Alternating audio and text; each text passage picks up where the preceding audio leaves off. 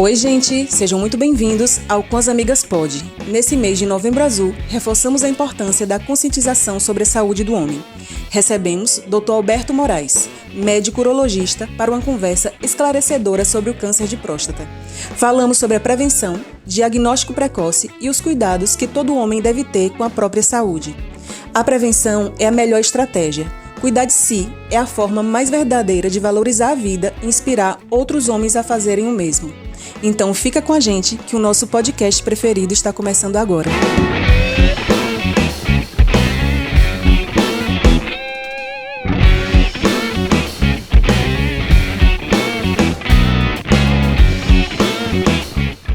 Olá, sejam muito bem-vindos ao nosso podcast preferido, Com as Amigas Pod. Meu nome é Viviane Carvalho e a gente está terminando esse mês de novembro mais uma vez com chave de ouro, porque a gente está falando de um tema muito, muito importante para esse universo masculino e, consequentemente, para a família toda, né? Porque sempre que a gente fala da saúde de alguém, ela não reflete só naquela pessoa, né? Mas nunca. Em todo mundo, né? Exatamente. Pois é. Então, boa noite. Eu sou Ana Paula e estamos aqui nesse bate-papo com o nosso querido Dr. Alberto, urologista aqui na cidade de Paulo Afonso. Muito obrigada pelo seu convite, ou pelo aceitar nosso convite. Chega, engasgou. E é justamente a gente falar sobre a saúde masculina, né? Isso. Que é homens são meio danados para começar a se cuidar e tal. Então, seja muito bem-vindo. Obrigada por ter vindo. Agradeço. É um prazer estar aqui com vocês. Realmente é um tema bem relevante e o novembro ele vem justamente para tentar mostrar a importância do cuidado em relação à saúde do homem, que é tão negligenciada pelos próprios homens, a despeito das saúdes públicas que vêm sendo impostas há muito tempo a nível mundial. Mas, como nós vamos falar no decorrer desse podcast, tem várias situações que realmente ocasionam o preconceito, a situação de procurar a saúde preventiva, ou seja, literalmente os homens são bem mais relapsos que as mulheres quando o assunto é saúde. E não é à toa que as mulheres, de acordo com casuísticas apontadas em estudos, têm uma expectativa de vida de 7 anos a mais em relação aos próprios homens, justamente por conta de tudo isso.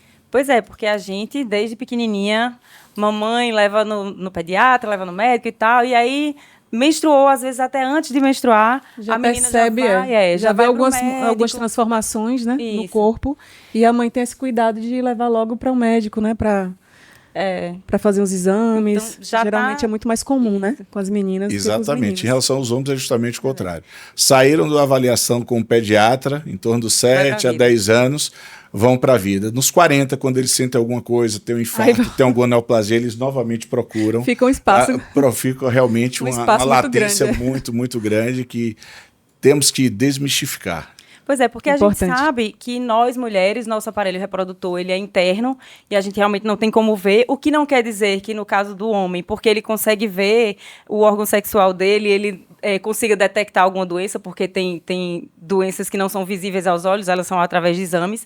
Então, talvez seja por isso que a mulher, desde pequenininha, como está ali escondidinho, então vai ao médico, para o médico poder examinar, no caso, né, não necessariamente internamente, mas tem esse cuidado maior, e também porque a mulher em si, ela sempre se cuida um pouco mais. Acho que isso é histórico, da questão pré-histórica de que o homem sai para a vida e a mulher está cuidando de casa e o cuidar, né? Então, é complicado a gente ver, e também tem a questão do preconceito, né? A gente sabe que homem... Aí tem aquelas piadas bobas. Ah, já está na idade pro urologista, eita, vai levar... Não, sabe? As piadas em relação a isso são terríveis. São comuns, são demais, né? Uhum. A gente tenta tirar de letra, mas realmente, no fundo, isso vem arraigado, isso é cultural, né? E dependendo da região, é um pouco mais exacerbado ou não. em relação a essa conscientização.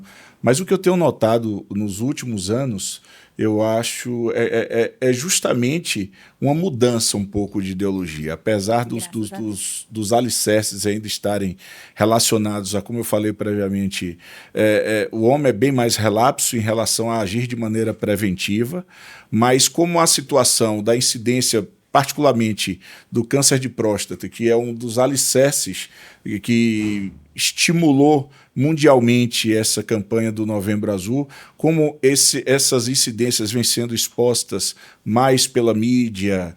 De acordo, por exemplo, com o Instituto Nacional do Câncer, nós sabemos que hoje no Brasil nós temos mais ou menos em torno de 70 a 71 mil novos casos por ano. Nossa. O câncer de próstata é a segunda neoplasia maligna mais comum nos homens, só perde para o câncer de pele não melanoma.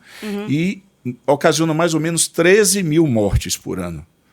Então, no momento em que isso acontece com um vizinho, isso acontece com um parente, isso é exposto pela mídia de uma maneira, como nós vamos falar daqui a pouco, de uma maneira mais responsável, então talvez essa conscientização, mesmo que a passos lentos, ela vem acontecendo e vem tornando, de maneira errônea, né, que é pelo medo, a procura maior em relação a essas avaliações preventivas. Porque, especificamente em relação ao câncer de próstata, se porventura isso já fosse arraigado, já fosse concretizado, nós sabemos que esse tipo de neoplasia ele tem 90% de chance de cura. Caramba. Pois é, e mas tem um monte de maneira precoce.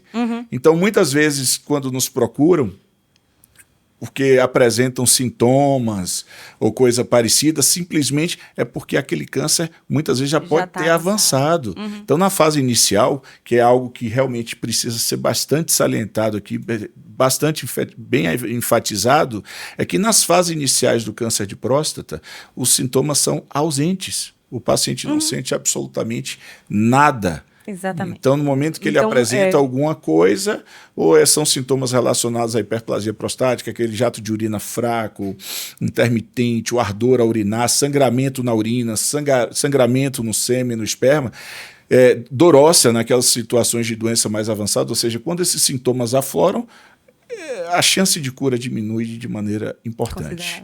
Entendeu? Qual é a média, mais ou menos, de idade das pessoas que você recebe no seu consultório? Só depois dos 40 mesmo? Não, de jeito nenhum. O que acontece? É como nós estávamos falando aqui antes, nos bastidores, hoje a saúde urológica ela é muito ampla. Então, nós temos um impacto de maneira positiva. Nós atendemos desde as crianças até a idade do adolescente, tanto é que existe até uma campanha recente da Sociedade Brasileira de Urologia, que nós estamos tentando trazer até o adolescente, que não é um costume muito bacana, mas que acontece muito, mas de vir para o urologista, para que nós possamos falar a respeito da puberdade, do início das relações sexuais relacionadas às doenças sexualmente transmissíveis, dos métodos de contracepção. Então é algo que não foi organizado pelos próprios familiares, como eu disse, as mulheres costumam ir e os homens simplesmente têm aquele ato que vão dos 10 anos até o momento que apresenta alguma situação a partir dos 40. Então esse ato é justamente umas campanhas que vêm sendo organizadas porque o adolescente tem alterações, pode estar relacionado a problemas de fimose que não foram tratados na infância, ou seja, a infância nós tratamos aqueles pacientes que não passaram da fimose fisiológica e não melhoraram a fimose, é um paciente que tem que ser conversado com o urologista para ver a possibilidade de fazer uma cirurgia até uns 8, 9 anos de idade, justamente para que isso não tenha reflexo posterior no período da adolescência, relacionado à higiene do pênis, para entender o que é o prepúcio, para que justamente isso não venha no futuro a ocasionar aquelas situações mais comuns de câncer de pênis, de fimose, que muitas vezes a criança não sabe o que é fimose, os próprios pais não sabem o que é fimose. Então, nós realmente tratamos desde o início, da mais tenra idade, que eu não vou entrar em detalhes aqui das patologias pediátricas, pré-natais, até a idade adulta. E outra coisa, são homens e mulheres. Porque os tumores geniturinários que estão relacionados aos cânceres do rim, da bexiga, também acomete as mulheres. Então é muito comum. Os cálculos renais também acomete as mulheres. Então, a urologia hoje vem agindo de uma maneira extremamente ampla em relação às disfunções miccionais, aqueles casos de incontinência urinária, tanto para homem quanto para mulher, os cálculos renais, tanto para homem como mulher, os tumores geniturinários, como eu falei, do rim, da bexiga, e mais especificamente do homem, que o homem que tem a próstata, e a parte de infertilidade, disfunção sexual. Então, é uma gama de idades e tanto de gêneros que realmente fazem um acompanhamento no consultório no dia a dia, que são submetidos a cirurgias no dia a dia. Você falou aí sobre a fimose, né? Eu já tive alguns colegas que já adultos fizeram cirurgia de fimose. Isso deve ser terrível, então. Não é a idade ideal. Por exemplo, toda criança, a maior parte dos meninos nascem com fimose. Mas é aquela fimose fisiológica, que eventualmente até os 3 anos de idade vai se resolver. Mas está com 6, 7, 8 anos, não resolveu, está com aquele estreitamento prepulcial, aquela dificuldade. Prepúcio, só para deixar bem claro, é aquela pelezinha que coloca-se para trás e para expor a glande. Ou seja, existem algumas crianças em que esse prepúcio continua apertado. Fica fechadinho. Então, fechadinho, não consegue expor a glande, ou então se consegue expor, forma aquele anel de constricção. Então, são casos que têm que ser submetidos à cirurgia, preferencialmente nessa idade, entre os 8 e 9 anos de idade, porque na adolescência são pacientes que vão estar sob efeito maior da testosterona, com um pós-operatório mais complicado por conta das ereções espontâneas, é uma vascularização maior, mais forte, é uma cicatrização às vezes um pouco mais demorada do que ocorre, por exemplo, na cicatrização da criança. Então, às vezes falta informação até dos próprios pais. Das crianças nem se fala, então que os próprios pais vão ter que orientar.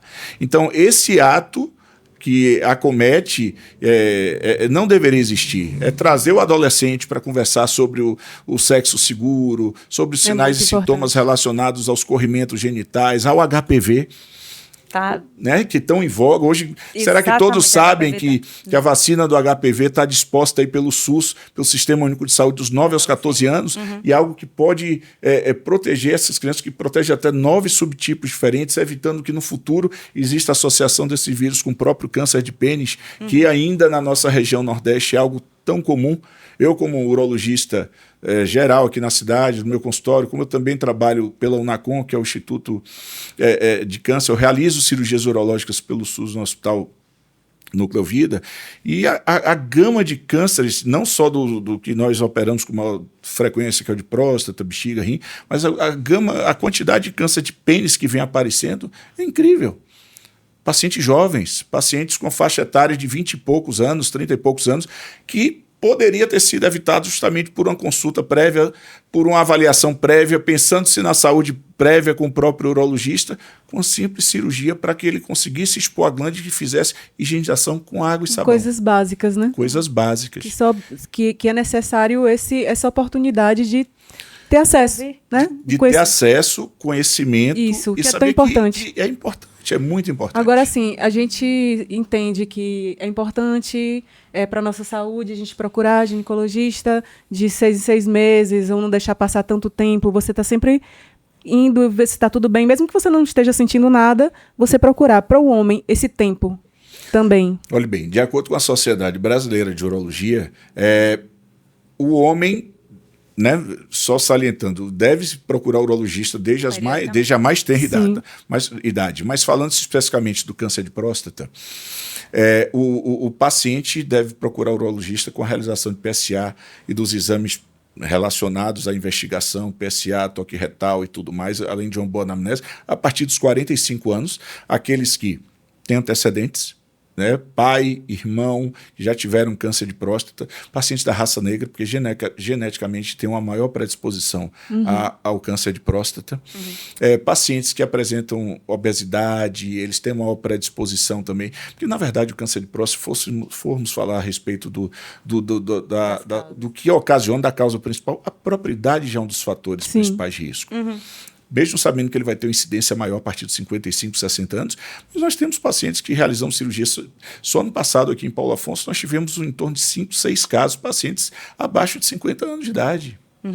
Então, tem que ser feita toda uma avaliação, investigação, anamnese, com os exames importantes, o próprio PSA, que é o antígeno prostático específico, o toque retal, que é tão em voga, que evoca tantos preconceitos na mente do homem, principalmente, mas o toque retal associado a um exame de PSA, a uma conversa mais detalhada, ele vai ter um índice de precisão que é absurdo, um complementando o outro de maneira absurda. E o que nós observamos hoje no consultório não, doutor, eu simplesmente já fiz o PSA, eu faço acompanhamento. A gente vê, às vezes, não é aquele acompanhamento, às vezes é um PSA que alguns colegas podem considerar normais, mas, às vezes, associado a um toque, ele pode ter alguma alteração, que muitos consideram, o PSA normal é até 4, mas eles não sabem que, epidemiologicamente, um PSA entre 2,5 e 4, nós temos 25% de chance de câncer de próstata. Ou seja, o PSA na faixa normal. Quando realizamos o toque e observamos alguma região na próstata mais fibrosa, um nódulo, e nós fazemos investigação mais detalhada, com a ressonância multiparamétrica, com a própria biópsia, que realmente quem fecha o diagnóstico, a biópsia de próstata guiada por ultrassom, sob sedação, e nós fechamos o diagnóstico, nós encontramos câncer de próstata em 25% desses pacientes. Ou seja, PSA normal, na faixa etária normal, e com câncer, que muitas vezes pode ser um câncer descoberto de maneira precoce, que, repetindo-se, vai ter um índice de cura acima de 80% a 90%. Mas depois desse primeiro contato, dessa primeira consulta, quanto tempo depois? Anualmente. Falando-se de exemplos práticos também da nossa clínica diária, observamos casos de pacientes que um ano eles estavam bem, com toque normal, com PSA normal, e no outro ano já vieram sinalizando com algumas alterações, onde foram realizados os exames específicos, foi feito o diagnóstico. Então, não é só o PSA, o toque retal. Como o urologista já tem aquela avaliação, aquela expertise, às vezes um aumento de um ano para o outro, de 0,7, de 1, mesmo o PSA na faixa normal, já nos faz atentar. Aí nós entramos no exame de imagem que possa nos auxiliar, observamos o nódulo aí, direcionamos alguma biópsia e simplesmente acabamos de diagnosticar algo que poderia passar anos nas mãos daquele que não tem aquela vivência diária para tudo isso, entendeu? Então, é uma avaliação anual, repetindo-se, de acordo com a sociedade. 45 anos de idade, tem parentes do primeiro grau, síndrome metabólica, pacientes da raça negra, entendeu? É interessante, começa aos 45. Paciente que não tem nenhum fator de risco maior a partir dos 50 anos de idade. Pois é, aí essa questão do preconceito, você falou aí, por mais que o PSA ele te dê como normal. Então, assim, gente, é uma coisa tão... Porque nós mulheres, quando vamos fazer o exame, é preconceito zero. É desconfortável? É desconfortável. Mas vai lá, quando vai fazer o exame, introduz o espectro e tal. Então, é uma coisa de rotina nossa, que a gente desde pequenininho está familiarizado com isso. E, infelizmente, tem pessoas que são tão... Desculpa a palavra, mas são tão bobas que quando pega um homem que tem consciência e vai lá fazer o exame, quer cuidar da saúde dele, aí os amigos ficam lá com piadinha, com besteira, com brincadeira, de uma coisa tão séria, porque isso você está procurando a sua saúde, é um diagnóstico que você está buscando, e o homem deixar de fazer isso porque não quer... Aquela coisa ridícula, vai receber uma dedada. Gente, isso é tão ridículo, é tão pequeno, diante do que você falou aí, como você disse, né? Tem pessoas que estavam com o exame normal, mas elas não estavam normal, né? Então, assim, você precisar se submeter a uma cirurgia ou até chegar aí a óbito porque você estava com preconceito de um exame de... É o quê? 2 minutos? Não, 5 segundos. Pois é, 5 segundos. Nas mãos de urologista experiente, em 5 segundos nós conseguimos, com a polpa digital, nós usamos luva, lidocaína, para que seja mais confortável para o paciente. Em 5 segundos nós temos como fazer uma avaliação da próstata, avaliar a presença de nódulos, avaliar a textura da próstata. Repetindo-se, eu já vi casos de PSA normal, inclusive nas 2 últimas semanas, pacientes com PSA baixo, que o toque estava alterado, e nós submetemos a biópsia com resultado de câncer, de adenocarcinoma de próstata. Existem pacientes que às vezes vieram até sem PSA, mas na própria avaliação de rotina com o toque, nós vimos aquela alteração, já sentimos, já foi para a biópsia, mesmo sem PSA. Existe 5 segundos.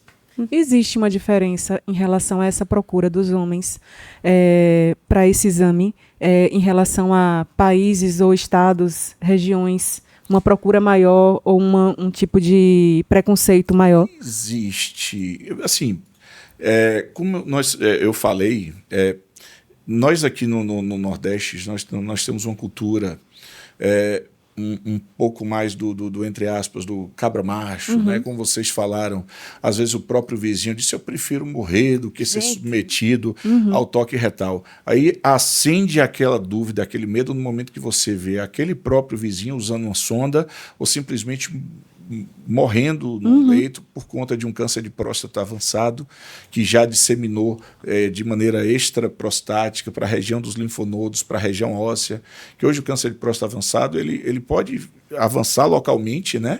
E ele pode encontrar locais para metástase. Exatamente. Então, no momento que isso acontece, tira a nossa capacidade de cura. Então, nós vamos em cima de um tratamento mais paliativo, de uma hormonioterapia, né? Justamente para que ele tenha uma sobrevida.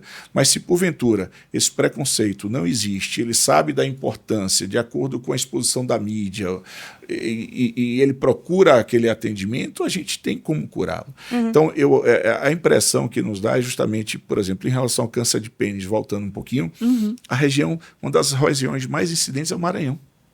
Justamente pela cultura, do falta de conhecimento em relação à higienização peniana, pacientes com fimose que não fizeram cirurgia e não têm acesso, inclusive grande parte desses cânceres de pênis que pegamos aqui, estão relacionados àqueles pacientes que tinham fimose prévia e não conseguiam fazer a limpeza, a higienização simples. Em relação ao câncer de próstata, a mesma coisa.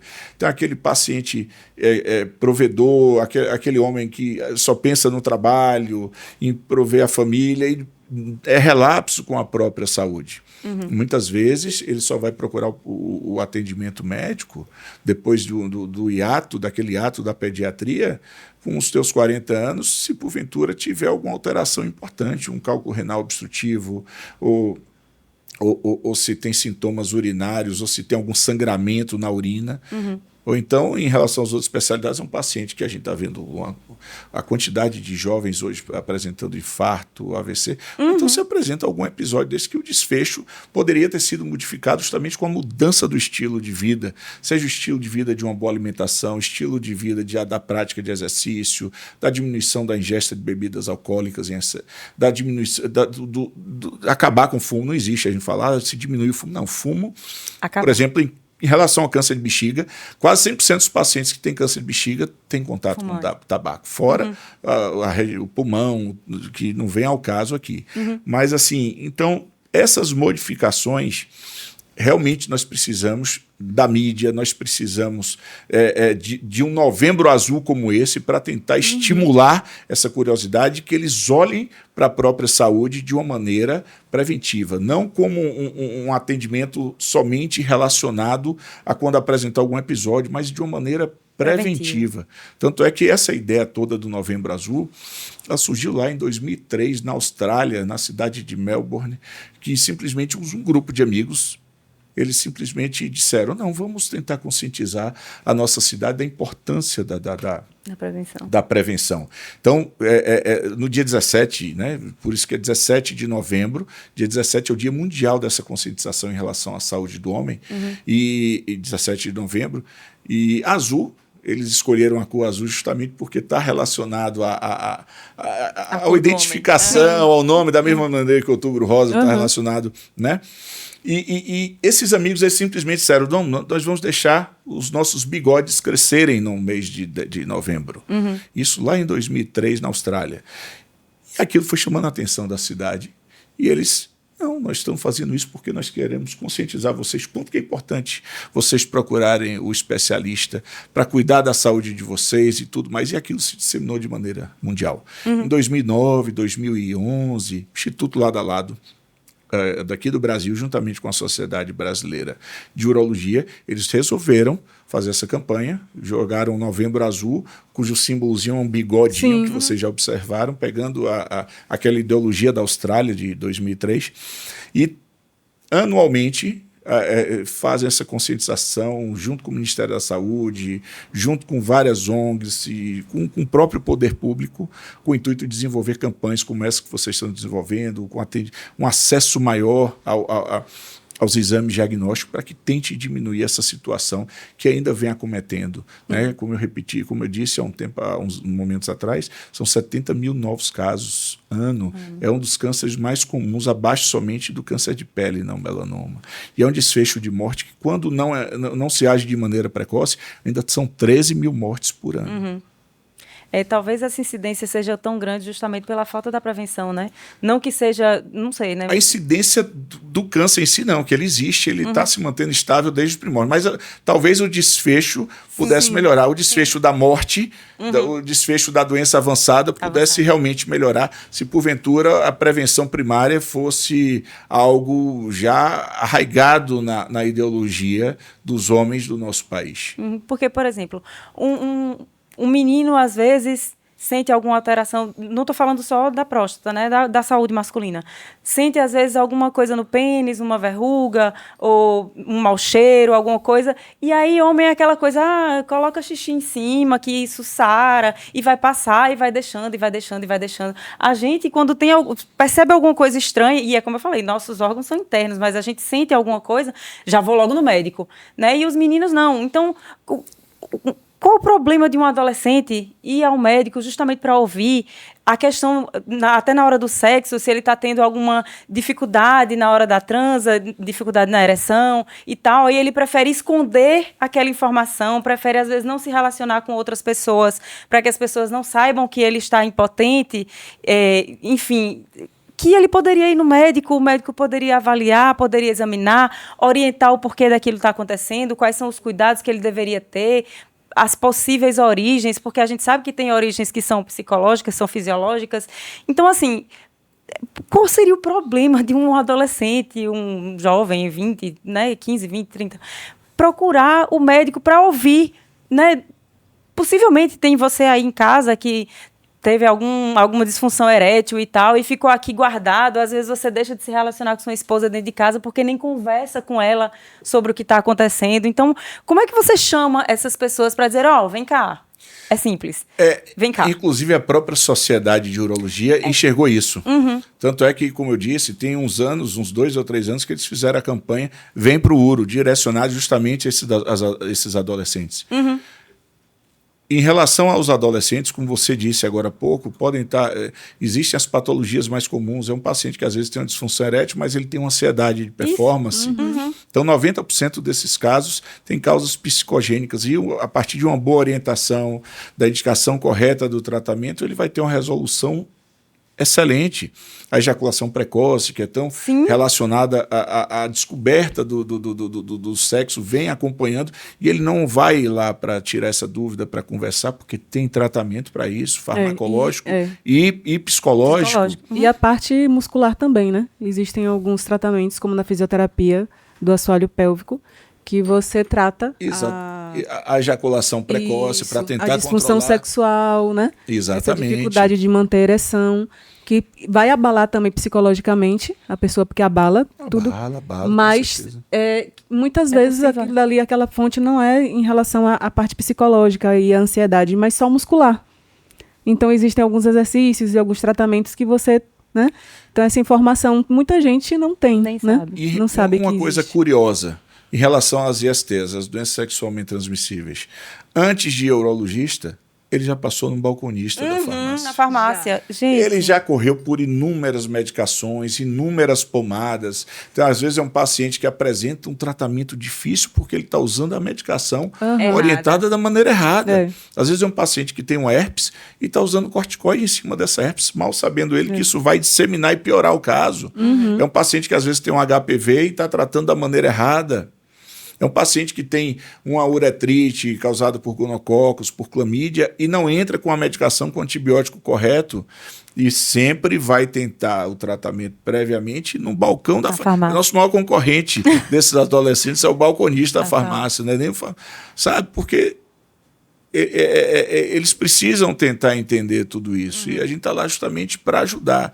Então, a maneira que nós temos para trazer essa turma é justamente a partir da conscientização. É o paciente jovem, na faixa etária dos seus 9, 14 anos, que tem uma dor testicular aguda, muitas vezes nos procuram depois de 24, 48 horas, na verdade tiveram uma torção de testículo que eu só tenho 8 horas para resolver cirurgicamente. Então, é um caso de saúde pública que realmente precisa ser visto.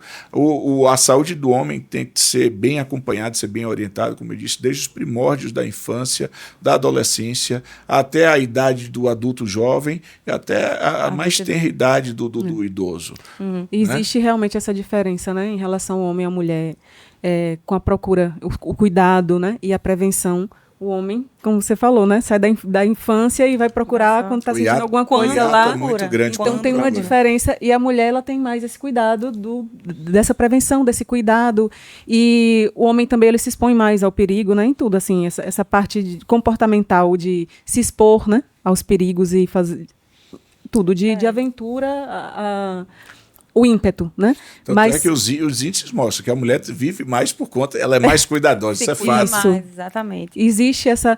Eu percebo, eu passei um tempo, antes de estar no Pilates, eu trabalhei com a parte de fisioterapia do assoalho pélvico, e a diferença que eu percebi em relação a esse descaso, essa falta de cuidado do homem, é quando envolve alguma parte sexual mesmo. Ele procura... Como você falou, né? Ele vai para o balcão, ele vai... Existe a procura, só que existe a procura de uma forma errada, né?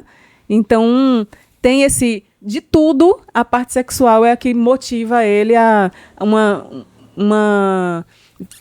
essa dificuldade de manter o pênis ereto, né? Ou a ejaculação precoce, realmente é uma coisa... Porque tá ali, é muito visível no homem, né? Ele é muito exposto. Na mulher existe muito, mas é escondido. Então, nessa parte sexual, ela guarda muito também. Quando tem uma incontinência urinária ou qualquer outra coisa, a mulher procura. A parte sexual, ela fica mais abafada, porque também é cultural, né? Tem o tabu do sexo. Então, ela tá tudo certo. Eu tô com problema, mas ninguém tá vendo... Existe, eu posso fingir, infelizmente, isso existe, né? E o homem não, é tudo muito visível, né? Então Exatamente. Não tem como disfarçar. Então isso motiva a procurar ajuda, mas como você falou, ajuda da forma errada. Não só isso. Mas a parte sexual é a que abala mais, né? Também. O homem. A parte sexual abala bastante. Hoje essa cultura pela perfeição em relação ao corpo perfeito tem ocasionado situações... A performance tem ocasionado situações extremamente graves quando se fala no âmbito de uma reposição hormonal não indicada. Hoje os jovens na academia, por orientações completamente errôneas, estão fazendo uso de anabolizantes. Quantos casos nós estamos observando no último ano de fisiculturistas e tudo mais que sabem dos riscos, mas vem apresentando morte súbita ou coisa parecida? Porque a reposição hormonal, ela é maravilhosa quando ela é bem indicada. Quando tem indicação. Então, às vezes, ele quer um aumento da performance, como você falou, sexual. Às vezes, ele quer simplesmente um corpo simplesmente perfeito, com índice de gordura.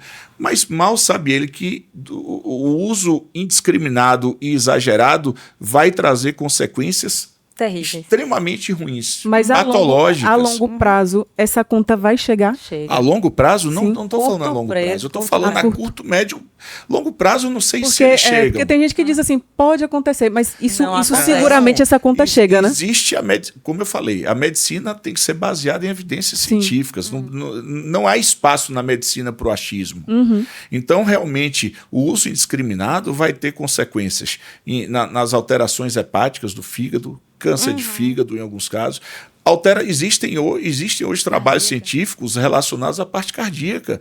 Da mesma maneira que um hormônio exacerbado vai trazer um aumento da sua massa muscular, ele vai mexer também na parte muscular cardíaca, ocasionando um aumento da sua musculatura, miocardiopatias, em alguns casos até insuficiência cardíaca. É algo que vem preocupando bastante a classe médica. E isso está assim, banalizado. Está muito banalizado. Porque eu percebo assim, que antes existia até uma vergonha de falar de anabolizante. Hoje em dia tá muito... As pessoas é tipo assim, eu tomo, vem tomar comigo. É mais ou menos isso. Não existe. Não existe o mínimo critério. Isso vem sendo prescrito banalizado. Por não profissionais de saúde, simplesmente por amigos de academia que fazem uso. E hoje o acesso, infelizmente, a gente sabe que é muito fácil. Então, às vezes, o cidadão ele apresenta um nível extremamente fisiológico, aceitável dos hormônios, mas ele quer colocar aquele hormônio em níveis exacerbados e as consequências para o corpo são grandes.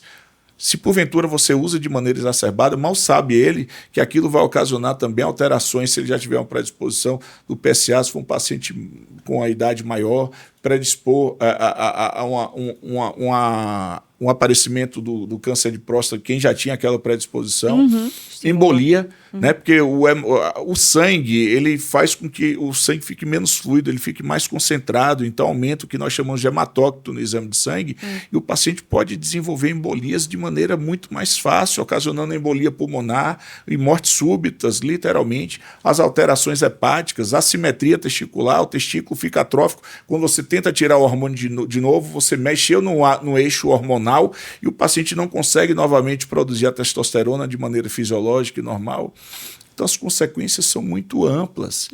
Então eles não pensam realmente que o uso pode trazer uma melhora da libido, é fato, mas ele já tinha temporária, libido, né? Sim. Ele já tinha libido, ele já temporária. tinha os níveis normais. Mas é uma busca de um padrão assim... Um padrão que vem, como você falou, a conta vai ser cobrada. A conta chega, né? A conta chega a qualquer momento. Então, hoje a reposição hormonal, isso vem sendo muito discutido nos congressos médicos, precisa ser feita de maneira extremamente racional, com acompanhamento médico constante, de maneira muito responsável, com avaliação dos exames de maneira muito criteriosa, porque de outra maneira as situações podem evoluir para um desfecho extremamente ruim.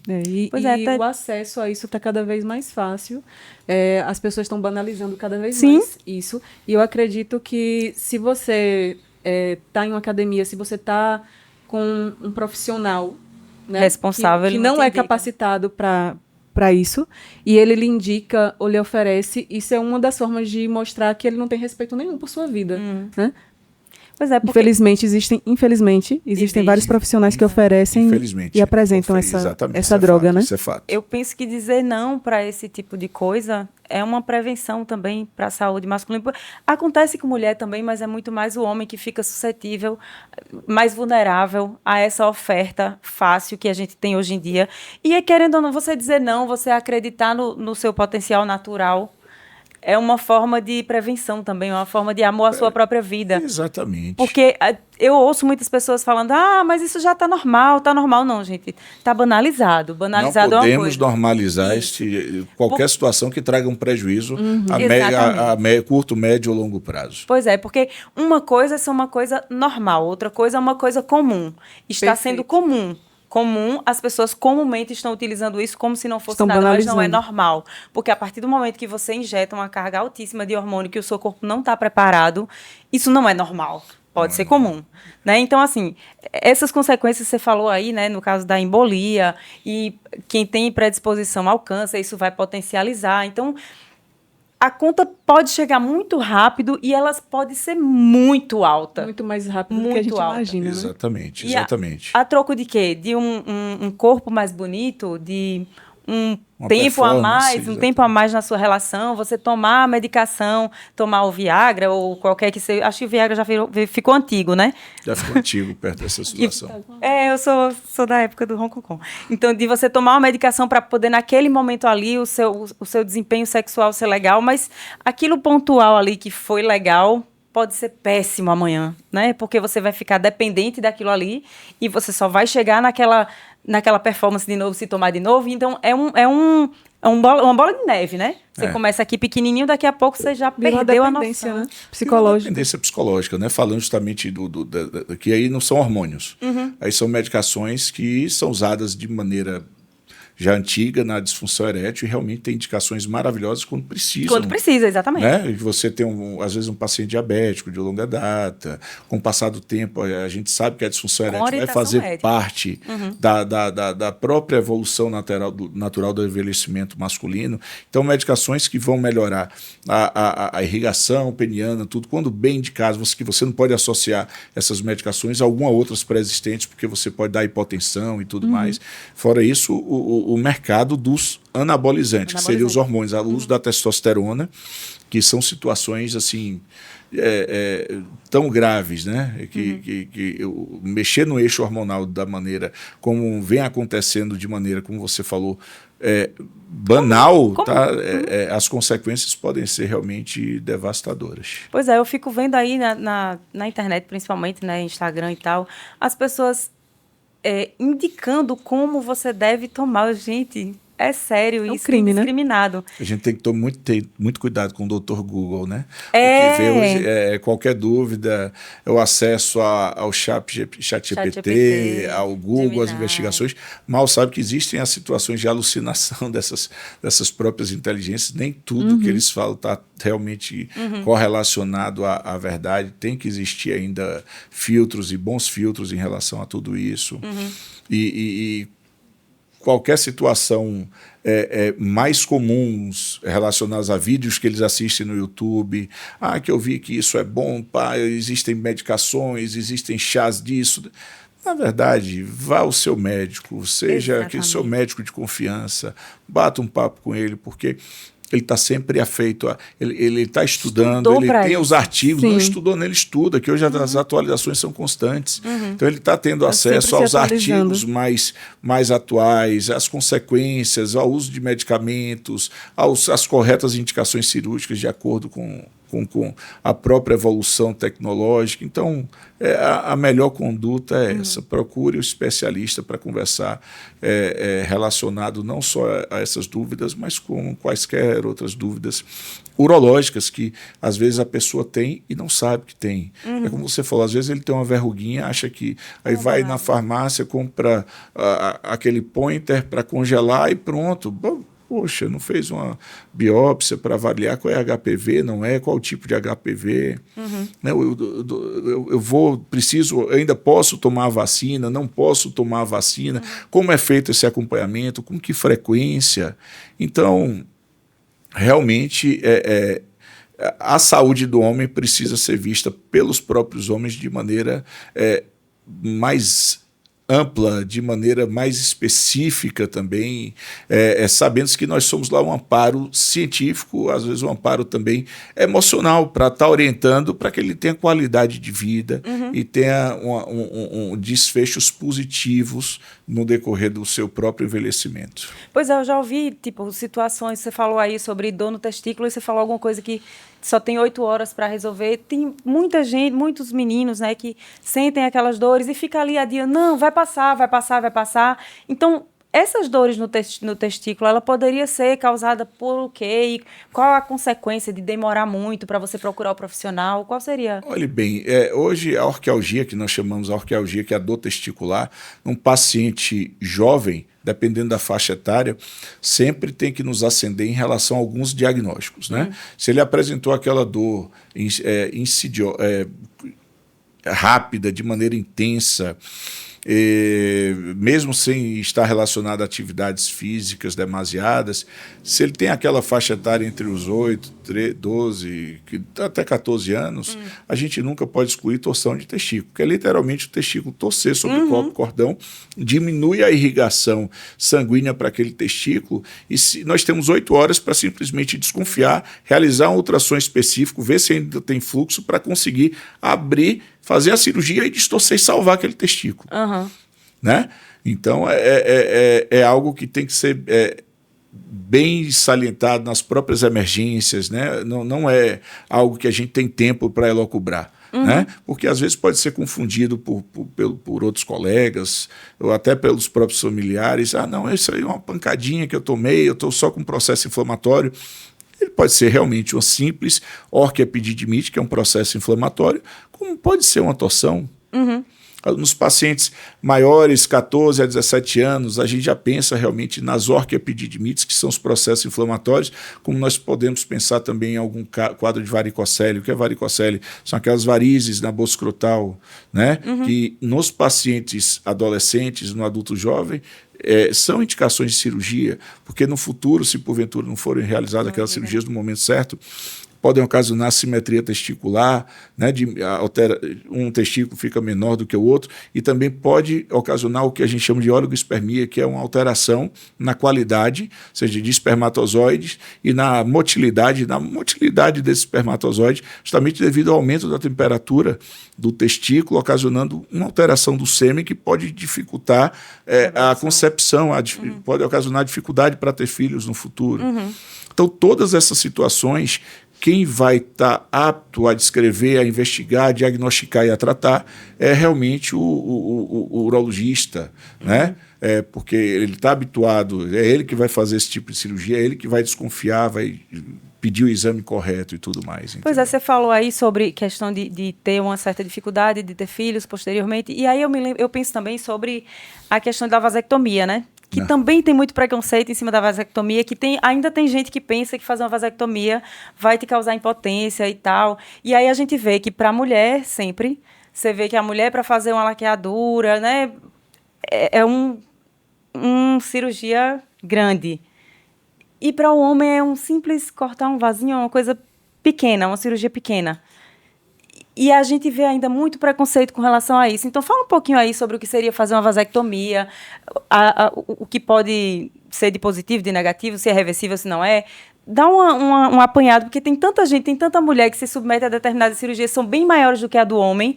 Perfeito. Enquanto o homem poderia, né, simplesmente fazer uma vasectomia. Realmente, é como você falou, é uma cirurgia simples, que nós realizamos sob sedação, ou a nível ambulatorial mesmo. Ambulatorial. Né? Ambulatorial, geralmente é paciente se quiser ter um conforto maior, ainda tem uma sedação mínima que pode ser feito em ambiente hospitalar, mas com alta no mesmo dia, um esquema de day hospital, em que o paciente é submetido a uma pequena incisão na bolsa escrotal, e nós pegamos um ducto chamado ducto deferente, simplesmente fazemos a ligadura desse ducto. E a incisão realmente é uma incisão que não chega nem a 1 centímetro. Nossa. Então nós realizamos a retirada de uma partezinha de coisa de meio centímetro desse ducto e realizamos a ligadura e realizamos a sutura. Não influi nada em relação à parte erétil, o paciente não tem nenhum comprometimento da função erétil, não dá disfunção erétil.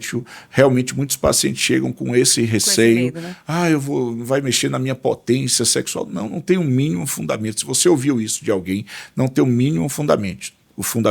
Nós realizamos a incisão do ducto deferente, não mexemos com nervos, com vasos, nem nada disso. Agora, no futuro, você perguntou se eu estou bem hoje, no futuro, se eu quiser realmente voltar a constituir prole, existe a chance da reversão da vasectomia. Nós precisamos de um microscópio cirúrgico, porque são fios 9.0 tão finos quanto um fio de cabelo. Então, precisamos, obviamente, da magnificação da imagem para que seja feita a recanalização desse canal deferente, mas que os resultados são bem melhores até 10 anos. Depois de 10 anos, já fica mais difícil você, não é fazer a reconstituição, mas que ele volte a ter um esperma com quantidade satisfatória em relação à quantidade e qualidade.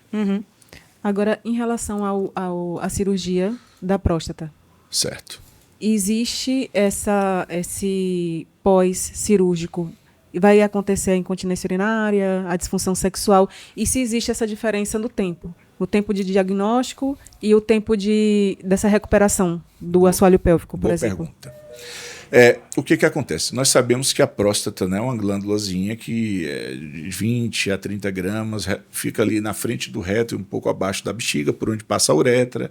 E é uma glândula que só o homem tem. Né? Ela tem função justamente ela produz um conteúdo, um material que vai alimentar, vai manter a vitalidade dos espermatozoides que são produzidos nos testículos e compõe, juntamente com o líquido da vesícula seminal, o sêmen, o esperma.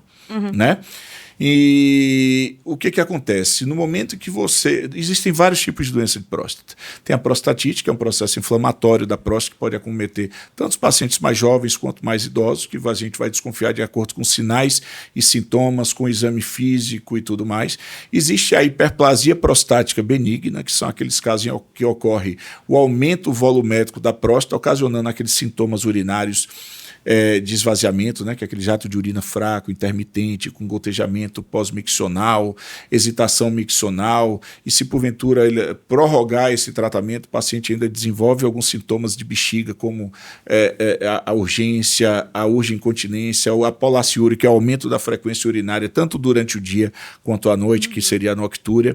Então, e existe o câncer de próstata, né, que é justamente um dos focos principais quando se faz a campanha da saúde do homem, que é justamente, repetindo, se é a segunda patologia de câncer que mais afeta os homens depois do câncer não melanoma, ela é extremamente curável se porventura feito o diagnóstico precoce. Por exemplo, só para falar em termos de números, como são impressionantes, a cada 8 minutos é diagnosticado um novo caso de câncer de próstata no Brasil. Nossa. A cada 40 minutos, uma pessoa morre de câncer de próstata no Brasil. São 13 mil mortes anuais. São 70 mil novos casos anuais de diagnóstico. Então, no momento que você tem o diagnóstico, se você desconfia, você vai fazer a retirada de pequenos fragmentos através da biópsia de próstata, fez o diagnóstico. Qual o tipo mais comum? Adenocarcinoma de próstata. Ele é elegível ao tratamento? Existem vários tipos de tratamento. Em casos bem especiais, você pode fazer desde a vigilância ativa, que é aqueles casos em que o paciente tem algumas características que nós, mesmo sabendo que ele tem um câncer, a gente observa anualmente, com realização eventual de biópsias anuais para ver se o câncer está se espalhando, para que então possa ser instituído um tratamento. Às vezes acontece em alguns casos específicos. Pode ser feito a radioterapia, né, com hormonioterapia, nos casos de câncer de próstata inicial, até câncer de próstata um pouco mais avançados. Geralmente, a hormonioterapia de maneira inicial, nós fazemos só naqueles casos mais metastáticos, mas hoje o grande pool de tratamento, que é mais feito realmente não só no Brasil como no mundo, é a cirurgia. Né? Nessa cirurgia pode ser realizada de 3 maneiras. A cirurgia aberta, em que é um corte abaixo do umbigo, a cirurgia minimamente invasiva, que é a laparoscópica, e a cirurgia robótica. Né? Tanto a laparoscópica e a robótica são minimamente invasivas. Então, uma das consequências do câncer de próstata, da cirurgia de câncer de próstata, é justamente o que você falou. Pode-se ter um quadro de incontinência urinária e disfunção erétil, que, obviamente, com a tecnologia do robô, tudo, esses índices vêm diminuindo. Não é que o paciente não vá ter, mas esses índices diminuem bastante. Hoje existe a técnica robótica mesmo de nerve sparing, que você tenta o máximo possível manter aquela inervação responsável tanto pela continência quanto pela disfunção erétil. Você faz a dissecção prostática de uma maneira que você mantém aqueles feixes nervosos que passam ali na região lateral posterior da próstata, e você diminui bastante esse índice de incontinência e disfunção. Não é que você não vá ter, mas você diminui sobremaneira comparado às técnicas aberta, a laparoscópica, quando bem aplicada, tem também índices maravilhosos. E tem grandes cirurgiões que fazem a cirurgia aberta também com índices muito bons de continência, principalmente. Então, na verdade, a técnica aplicada, dependendo da competência do cirurgião, vai ter um melhor ou não, um resultado melhor não, de acordo com a expertise do cirurgião. Mas, obviamente, que nós não podemos deixar de salientar o quanto que a cirurgia robótica trouxe benefícios maiores, obviamente por mãos habilidosas, em relação a essa situação relacionada à incontinência urinária e à disfunção erétil. Pois é, a gente recebeu aqui também o pessoal do IVECAM, porque a gente falando sobre o Outubro Rosa e tal, e as meninas fizeram questão de falar sobre a questão que o Outubro Rosa não é, ou que o câncer de mama, de útero, de colo do útero, não se resume ao outubro, né? No caso, como você falou aí sobre a campanha do novembro, para que a gente consiga atrair os homens para tratar e etc. Tá, mas, obviamente, o ano inteiro o urologista está aí para receber. Exato. E aí eu queria fazer um parêntese aqui com relação aos pacientes que as meninas recebem lá, né? As pessoas diagnosticadas com qualquer tipo de câncer, e elas falaram aqui da dificuldade que tem de homens aparecerem por lá. Talvez seja também por causa do preconceito, né? Não sei se você conhecia o Instituto Vencendo o Câncer. Então, assim, é um espaço de acolhimento, porque a gente sabe que a pessoa, quando está com a doença, quando está com o câncer, dependendo de qual nível que ela esteja, ela precisa muito de acolhimento, de reparação e do entorno de uma sociedade que abrace, que acolha, que oriente, e dependendo até da situação social que a pessoa tenha, ela precisa até da ajuda para comer, né? Então, assim, queria destacar aqui que as meninas fizeram questão de falar sobre isso, que a gente pudesse falar aqui no momento que a gente fosse falar com o tema da saúde masculina, de que os homens também são abraçados e também são acolhidos nesses espaços. Então, quando você tem algum paciente que já foi diagnosticado com câncer e está numa fase, ou quer seja na fase inicial, na fase difícil, na fase final, vocês têm o senhor conhece alguém? Se não conhece, peço que você recomende, né, o Instituto das Meninas lá, porque acho que é importante, eles passam por situações difíceis também, e talvez o preconceito na hora de dizer que tem o câncer de próstata, porque as pessoas associam o câncer de próstata ao homossexualismo, que é um negócio, assim, surreal. Mas as pessoas associam. Olham para aquele homem ali, que ele está com câncer de próstata, é porque ele é homossexual. E, tipo, nada a ver. Absolutamente nada a ver. Exatamente. É surreal isso, mas... O câncer de próstata, como já dissemos aqui, existe o fator hereditário, né? Existe o fator relacionado ao próprio envelhecimento e não tem qualquer relação em relação à opção sexual de cada um. Exatamente. E o cuidado também não. Então, assim, queria deixar aqui o convite para você, homem que esteja diagnosticado e que esteja em tratamento, ou até que já passou de uma fase... Tem a questão, é possível curar, né? É possível... Me fala um pouquinho também disso, né? Para mostrar a experiência que você viveu, vai lá no Instituto, eu acho que é importante isso também. Como já falou aqui, né? A porcentagem, quando acima de 90%, exatamente. Então, pois porque você fica lá na observação, mas... Você fica acompanhando, né? Geralmente esses pacientes são acompanhados tanto pela urologia quanto pela oncologia, no primeiro ano, a cada 3 meses, acompanhando o PSA, né? Porque se porventura, nesse acompanhamento, ele tiver algum indício de recidiva bioquímica, às vezes o PSA sinaliza querer, mesmo após a cirurgia, aumentar ou coisa parecida, ele ainda tem situações de resgate, ele pode ser submetido à radioterapia para ampliar aquele tratamento, entendeu? Então, eles são realmente acompanhados a cada 3 meses no primeiro ano e a cada 6 meses nos próximos 5 anos, até que eles são considerados curados totalmente, exatamente.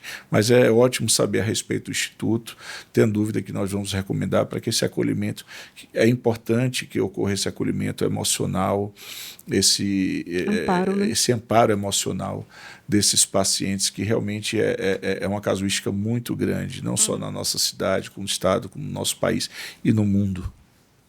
E a gente falou sobre a dificuldade que as mulheres têm, talvez seja porque a incidência na mulher, porque a mulher cuida mais, então sabe mais, né? Da dificuldade de conseguir um exame, de conseguir... Né? Para o homem também é muito difícil isso, ou talvez por ser uma quantidade menor de pessoas que procuram. Você tem noção disso aí com relação ao tratamento nos órgãos públicos, no SUS? Eu, por exemplo, desde que eu cheguei aqui em Paulo Afonso, eu sempre trabalhei nos órgãos públicos, né? E, inclusive, a própria UNACOM, que eu faço o atendimento, é um órgão público de atendimento pelo SUS. Então, tem esse acesso. Às vezes é difícil como você falou, às vezes não existe a iniciativa, às vezes existe a dificuldade burocrática da marcação de uma consulta, algumas políticas que precisam talvez ser melhor direcionadas para que facilite essa entrada desses pacientes que têm esses fatores de risco, dependendo da idade, para que seja feita uma investigação sem muitos entraves do ponto de vista burocrático, para que ele tenha acesso ao exame do PSA, ao exame ao toque retal, à conversa com o urologista, as ultrassonografias, caso sejam necessárias, as biópsias, caso sejam necessárias, entendeu? Então, realmente, eu acho que nunca é demais a gente estimular que o poder público sempre se mostre cada vez mais confortável e mais aberto para que nós possamos facilitar isso o máximo possível. Que bom. No caso, como você trabalha lá no órgão público, para o público também, né, do SUS, né?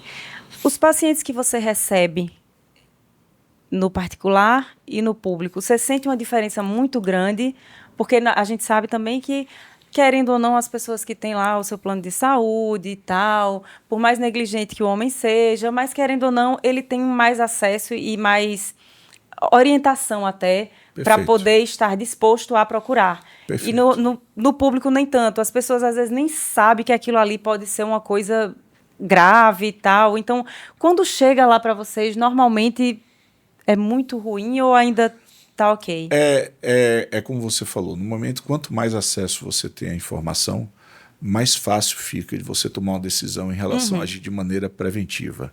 Então, como nós estamos aqui numa região, Paulo Afonso hoje tem 120 mil habitantes, e nós não podemos considerar que somente estamos com esses 120 mil habitantes sob os nossos cuidados.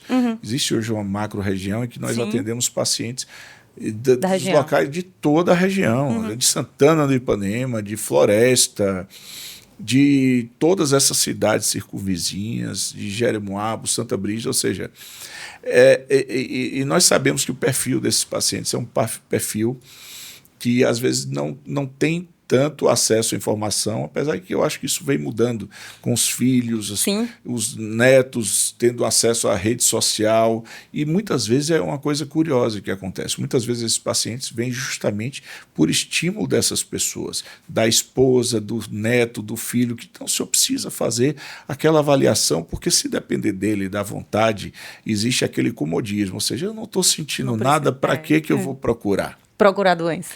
Entendeu? Se eu procurar, eu vou achar. Então, existe esse conceito, existe também o preconceito em relação à masculinidade, achando que o toque retal é uma situação invasiva, que vai mexer com a masculinidade dele e que não vai trazer qualquer tipo de benefício.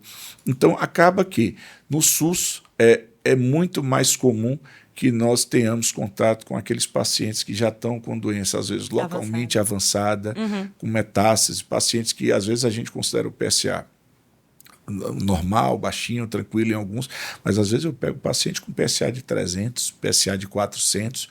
Quando nós vamos realizar o toque retal nesse paciente, às vezes, é aquela próstata pétrea, fixa, que realmente o tratamento vai ser um diagnóstico através da biópsia e um tratamento extremamente paliativo para que traga conforto, com a chance de cura extremamente diminuída, justamente porque ele não pensou de maneira preventiva, ele não teve acesso ao diagnóstico precoce. Repetindo, para que nós tenhamos sucesso no tratamento do câncer de próstata, é essencial que nós tenhamos um diagnóstico precoce.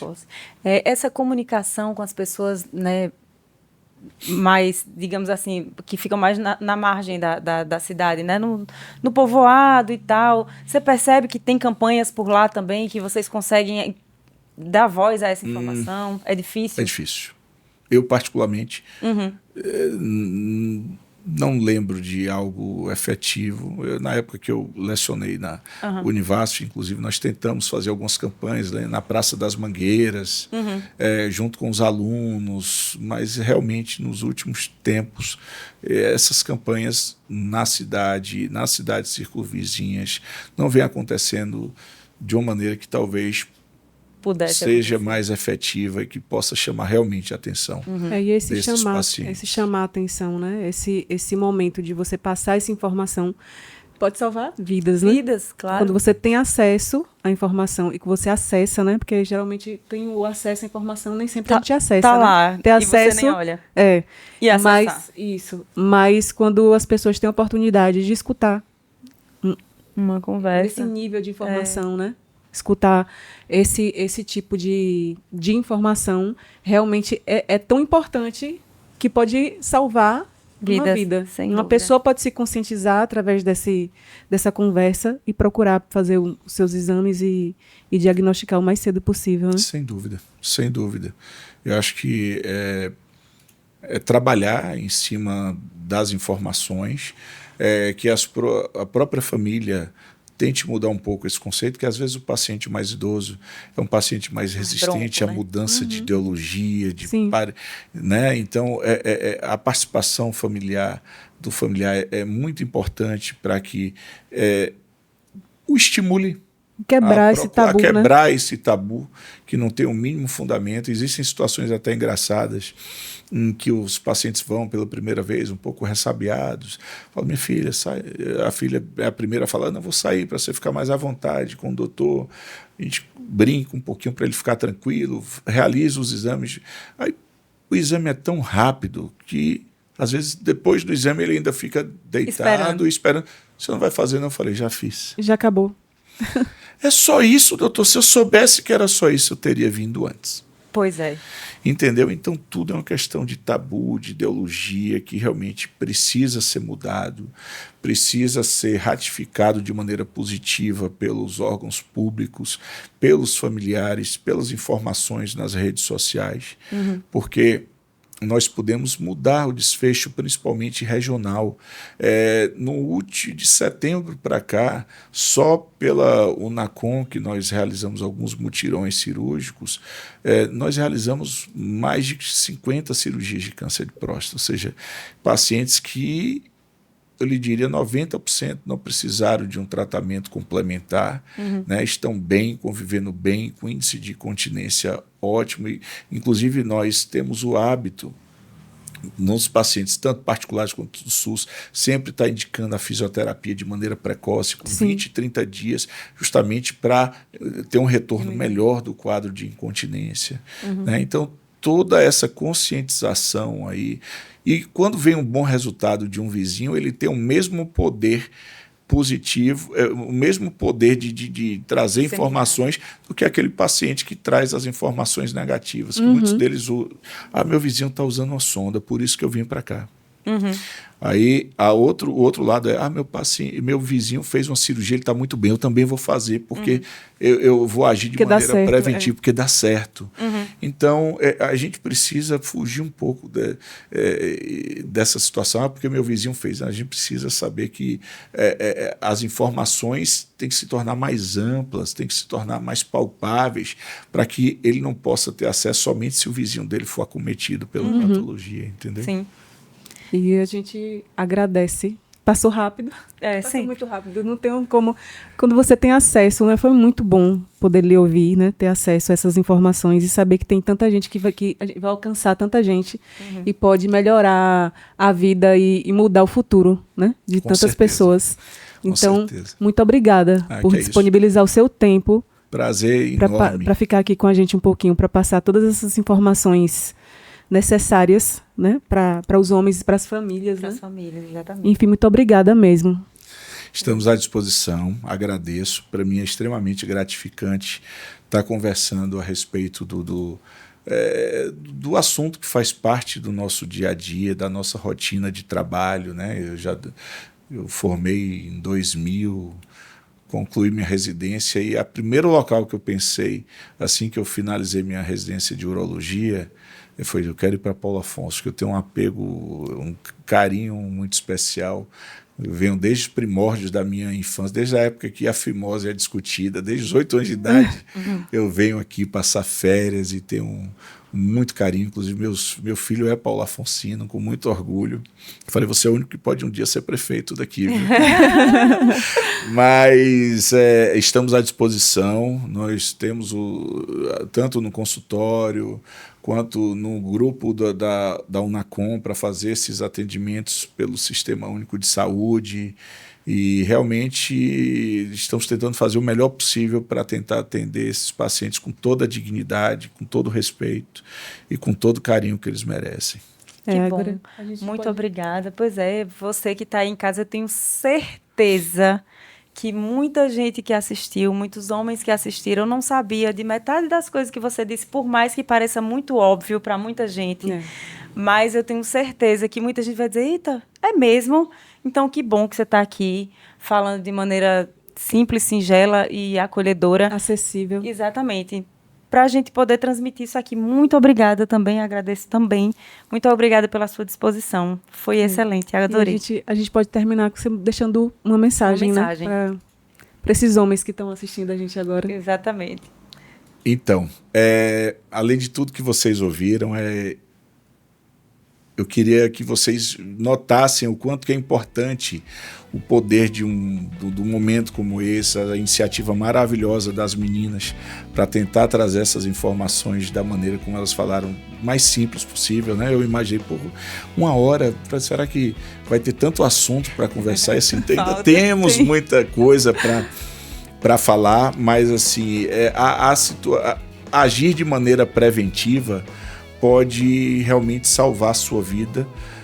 Do ponto de vista do câncer de próstata, que é o grande mote do Novembro Azul, e em relação a várias outras patologias urológicas, né? Se nós agirmos da maneira correta, com o tempo correto, vocês vão ser extremamente beneficiados em relação a tudo isso. Nós estamos à disposição para as dúvidas, nós estamos à disposição para resolver os problemas que porventura possam existir. E parabéns pela iniciativa de vocês. Muito obrigada.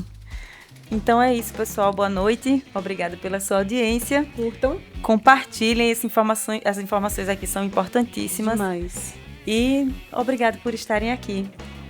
Tchau, tchau. Tchau.